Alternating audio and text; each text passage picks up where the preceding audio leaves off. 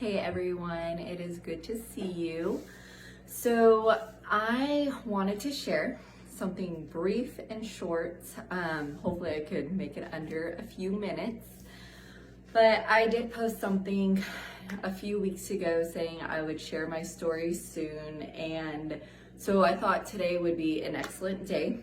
I was just journaling this morning and writing and listening to one of my top five podcast people, Havilah Cunnington. My second one is Mel Robbins.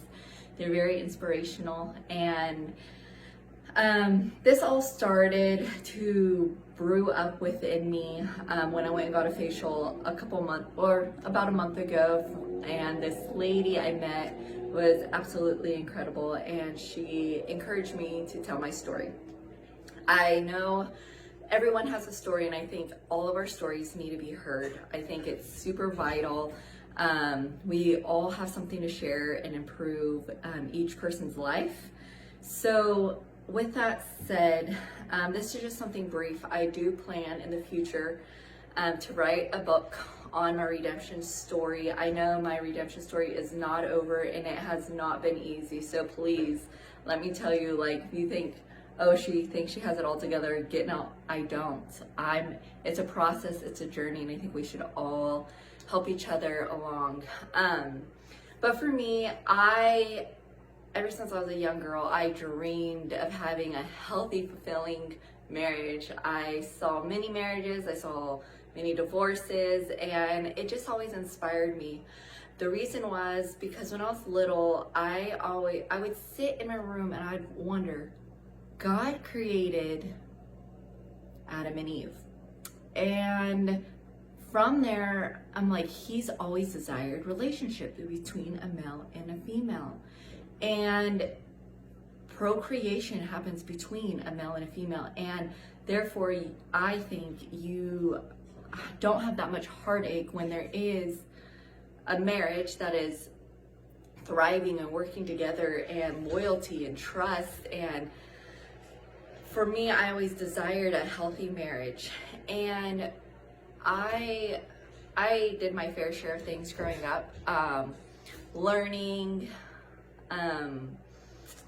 what to do, what not to do. So I was in a relationship in high school for a few years, and I just felt like the Lord called me away from it. I needed to get to know who I was as a woman. I needed to know my value away from males and pleasing males and what a woman could offer. I think I know for me, I wanted to be a godly woman, to represent how women are supposed to be and the beauty of women, of how God created it.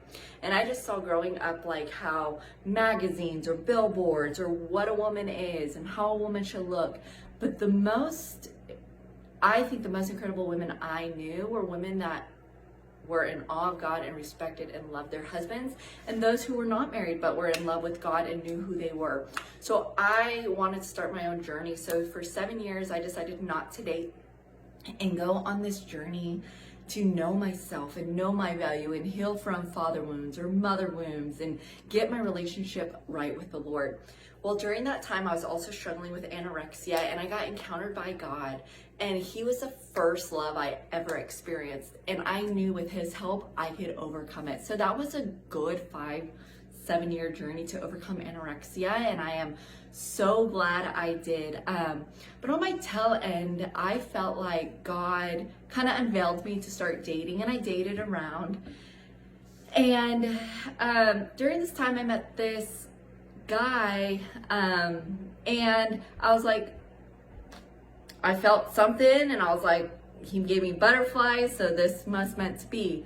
But before we go into there, about 8-9 years ago during ministry school, I had a couple that were married say, hey, if you're looking for your future husband, I encourage you to write a journal to him. So I started writing this journal to my future husband and just asking what he likes. And every time I would think of my future husband, I would just write him a note in there so I could keep my eyes on God and focus on what I was doing in life, in school.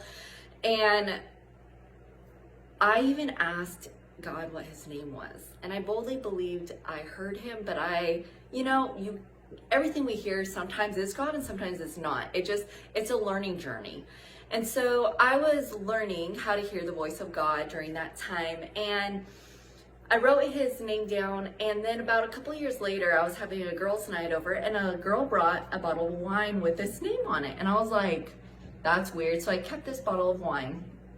And during this time, I really never said much about it. And then I met this guy who had that name, and I'll just say the name soon. And we did not click. And let's just say we just did not click then. So a couple years, or about a year or so goes by, and I met this other guy, and he was fun. We got along. We both were visionaries, going along things, and I thought I would be the one who would never divorce. So yeah, that is where I'm going. And I am huge into loyalty. I am huge in being open and honest and transparent and nothing hidden. So we did premarital counseling, etc. My sister mentioned some things and was concerned for me, and I chose to ignore that. And I had some codependencies that created toxicity within this relationship that I needed to work on and heal from. And during that time, long story short, I ended up in this marriage, and within months, truth started coming out. And from there was addiction, pornography, and abuse started to occur. And when I say this, there was abuse mentally, spiritually, physically, in regards to anything that could be in your harm physically.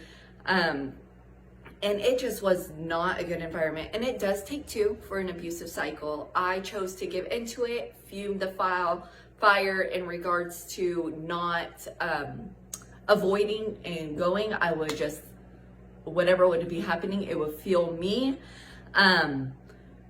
But I realized as I started getting help, this trauma cycle did not stop. This abusive cycle did not stop. The betrayals did not stop. And I knew I needed to get out. It was the scariest thing for me because I got raised in a Christian home, in a Christian church, to not divorce. Even though my parents were divorced and etc. Me of all people, well, one, there's some pride that I needed to work on.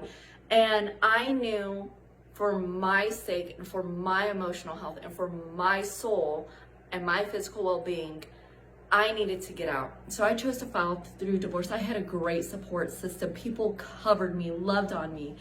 And during that time, I just want to speed up to that name. I brought that journal out, and I was like, and I went and house sat for this person. And when I walked in, they had a spa kit, and there was this bottle of Josh wine. And I said, funny, because the journal that I read to, I felt like God said his name was Josh, was my future husband. But within that, I did marry someone else without that name. Does not mean that was the wrong decision, the wrong person. It was my choice, and we have free will. And to be honest, I did not believe it was too good to be true that I was hearing from God. And I just say all this to say, it's okay what choices you make. Even if you miss God, he's going to bless your choice. I'm not saying there's only a one and only choice in life, and you have to do that one or you're not going to be blessed.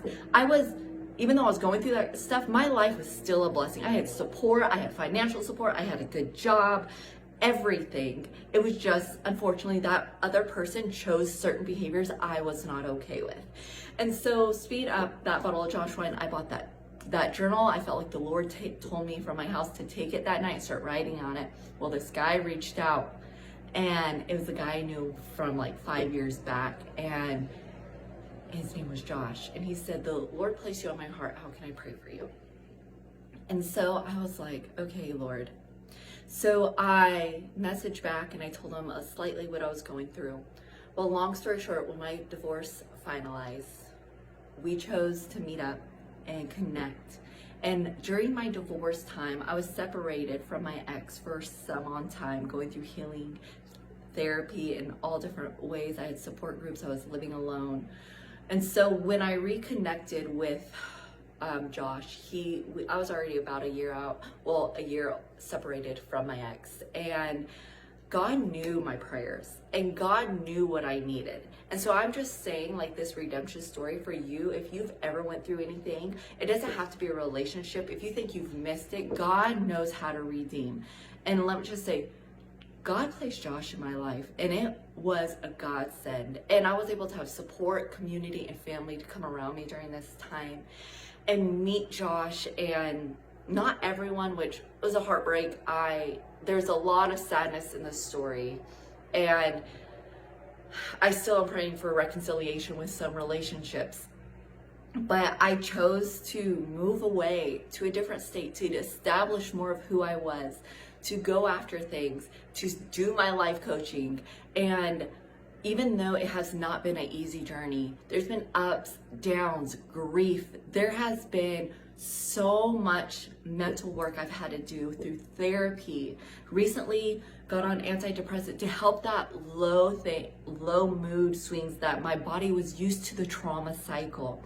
I recently got married to Josh, and it's been amazing. He's not perfect, I'm not perfect, and we joke about that all the time.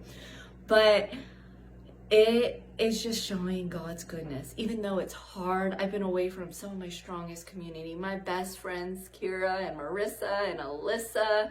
Like, I love those girls, and I am so grateful for redemption. I just also want to encourage those ladies or males that have been going through betrayal or praying, divorce, breakup. There's a redemption story for you. And it might not look like mine, but I felt like I needed to share that there is hope at the end of the tunnel, that God works all things for the good. And it's not too late. And I'm going to tell you, it's not going to be an easy road. I'm still on my journey. I'm still trying to get my life coaching out there.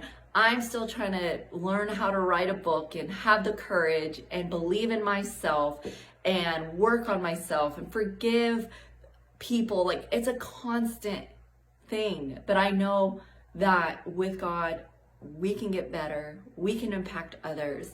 So I hope this long video that I said it was going to be short is just a little bit of the story I wanted to share. I also, with any names that were mentioned, I bless them. That it is good. Life's good. People move on, and there's always something good for you. Just trust God. He's going to get you through it, and your story matters. So I hope this encouraged anyone. If anyone needs any help through something similar that you're going through, I would love to help you. I have pioneered. I'm not fully there yet. I'm still seeking a degree. I'm going to pursue my master's. I'm still having goals. I'm still working on my mental health, etc. So if this encouraged you, reach out. And I am so glad that I finally had the courage to share part of my story. And I hope you have a wonderful day.